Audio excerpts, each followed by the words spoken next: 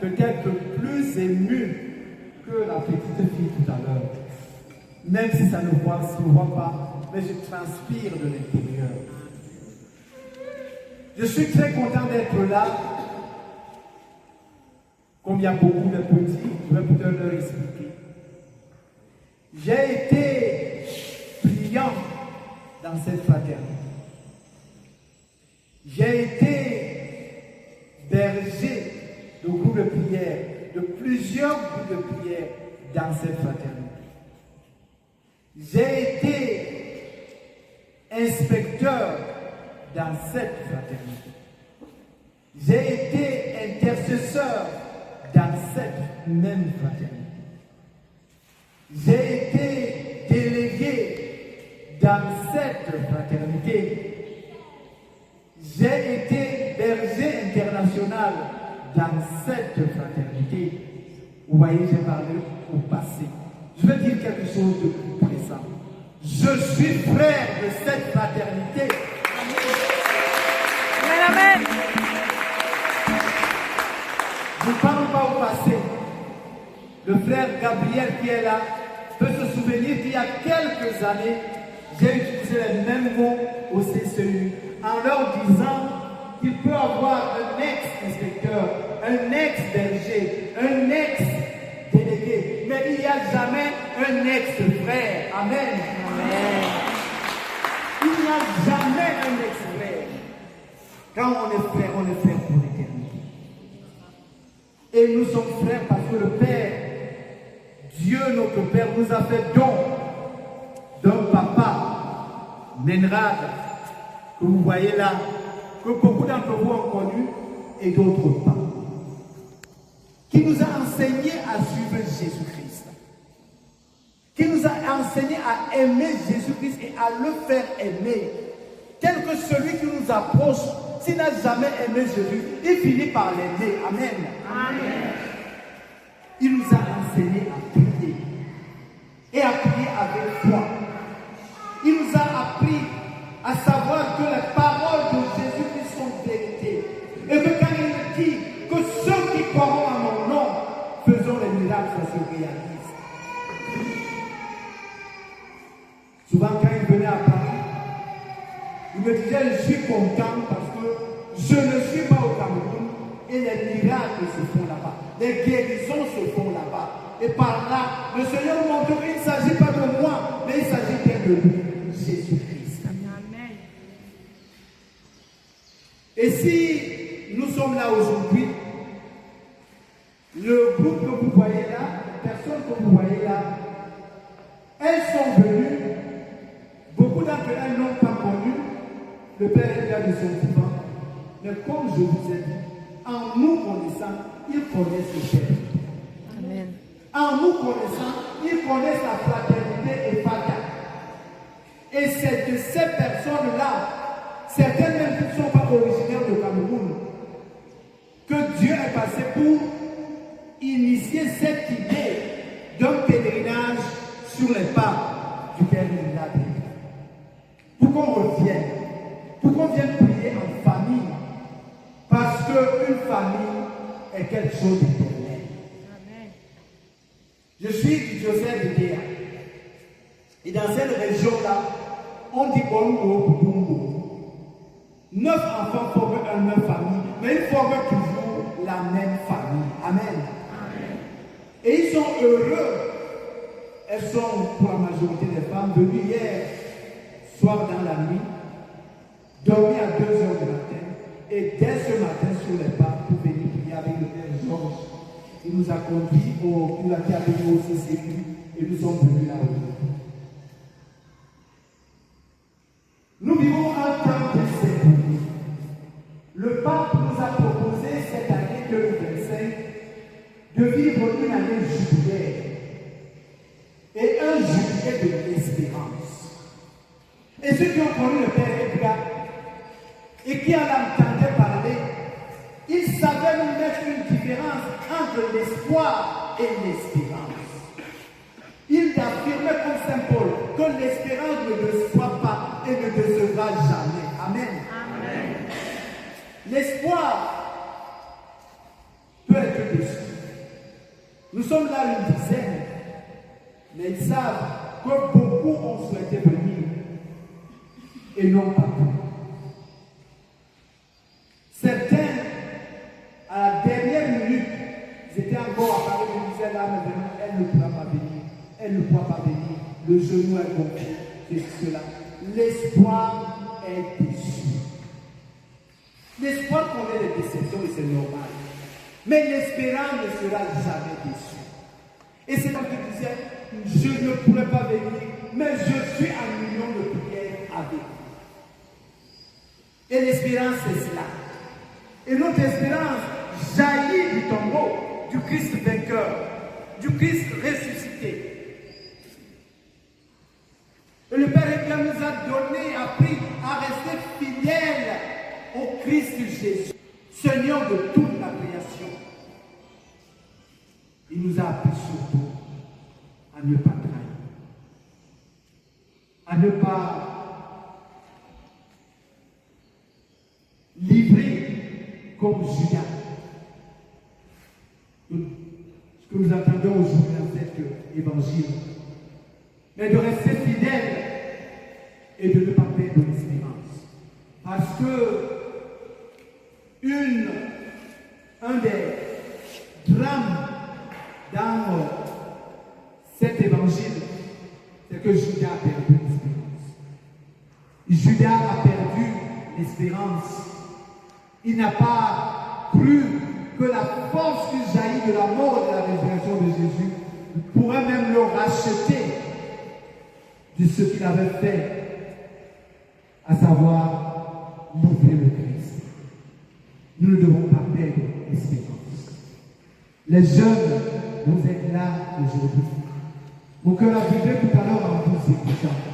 Mais en vous écoutant, je voyais le Père Néblade au milieu de vous. Parce que son cœur brûlait pour les enfants. Son cœur brûlait pour venir en aide à ses enfants. Je me rappelle, le foyer Néblade a le refuge général à Douala. Je pense que au moins Gabriel doit connaître. Comment il en parlait. Comment partout où on était vers les petits enfants. Et ça aussi pour nous aînés, faisons attention aux petits. Le Christ nous dit qu'il est malheureux, autant il dit aujourd'hui malheureux celui qui le livre, autant il dit aussi malheureux est celui qui fait de ses enfants, qui scandalise un de ses petits. Nous devons les aider à grandir. Nous devons les soutenir. Nous devons leur montrer la vraie voie. Nous devons leur montrer le Christ de Jésus. Nous devons leur montrer le Christ de Jésus. Et aujourd'hui, s'il y a une tentation, un risque de réveil de certains Judas qui dorment en chacun de nous, c'est le risque de trahir encore Jésus-Christ. Je terminerai par cela. Ce matin, on a été à célébration en fin de matinée au sanctuaire de Sainte Maria à Simalène.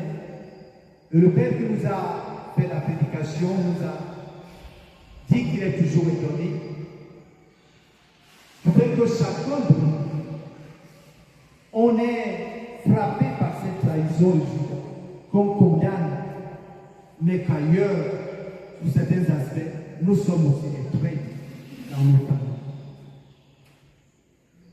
Quelque part, en chacun de nous sommeille un Judas qu'il ne faut pas oublier. Et chacun de nous, dans quelques situations, est devant Jésus qu'il risque de trahir, qu'il risque de livrer. Et s'il y en a un pour lequel nous sommes autour et commun, c'est le Christ qui s'appelle Ephata. Cette mission hautement divine que Dieu a accordée, a confiée au Père Néblade il y a plus de 40 ans.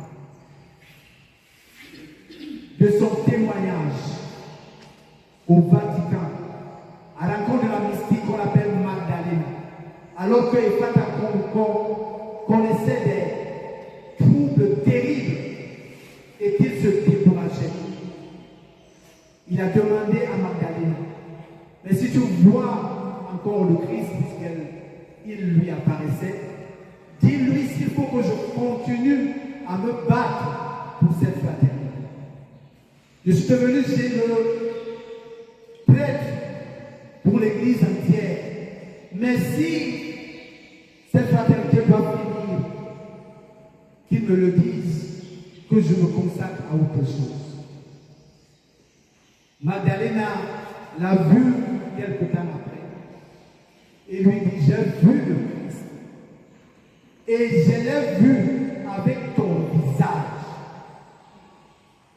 Il est venu me voir, mais il avait des traits, il te ressemblait. Et il m'a dit, dis au Père de ma part qu'il ne s'inquiète pas pour la fraternité Ephata. Que quand il ne sera plus là, celui qui dirige Ephata aujourd'hui continuera à diriger Ephata. Amen.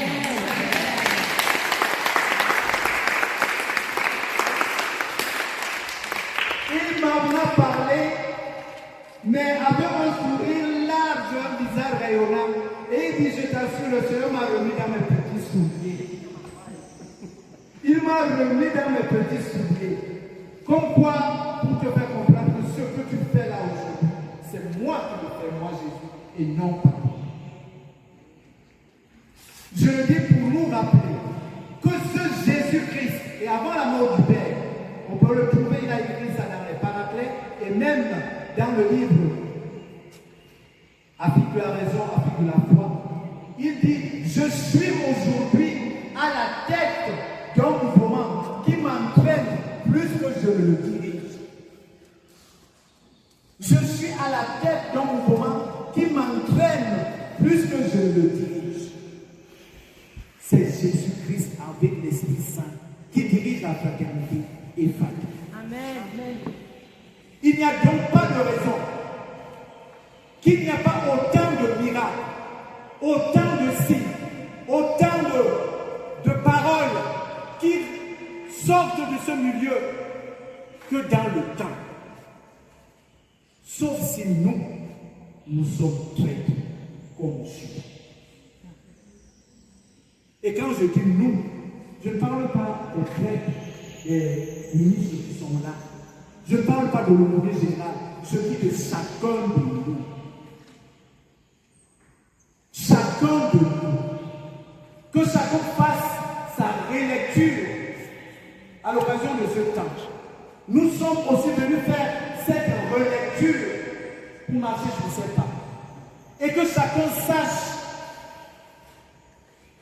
demande au Seigneur ce qu'il attend de lui dans cette mission, dans ce charisme de louange et d'intercession.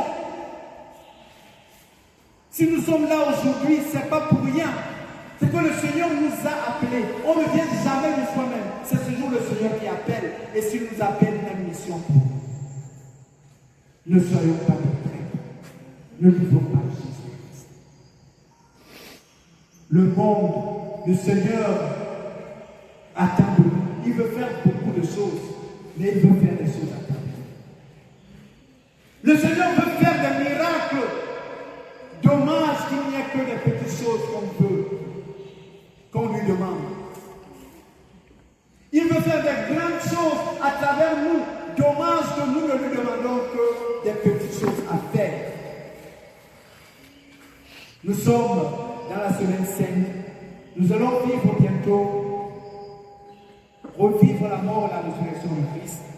Que le Seigneur nous donne à chacun de nous de naître, d'être plongés dans cette mort, de nous relever dans la résurrection de Christ et d'être la personne vraiment nouvelle, remplie d'espérance, une espérance que rien ne pourra jamais ébranler, une espérance que rien ne pourra jamais bloquer, une espérance que rien ne pourra jamais rabaisser, mais une espérance qui nous donnera aussi d'avoir une foi qui sauve, une foi qui déplace les montagnes, une foi qui guérit. Béni soit Jésus-Christ. À jamais.